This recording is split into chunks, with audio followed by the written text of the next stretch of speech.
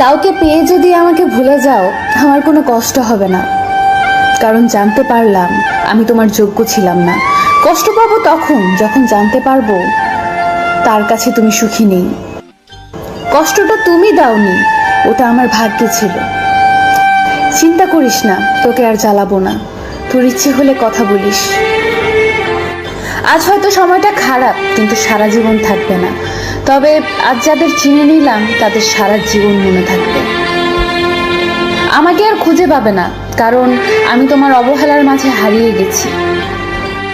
মন খারাপ যতই হোক কাউকে বুঝতে দেই না, কারণ আমার জন্য অন্যের মন খারাপ হোক তা আমি কখনোই চাই না।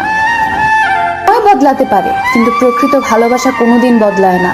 হাজার ঝগড়ার পরেও সেই ভালোবাসা টিকে থাকে।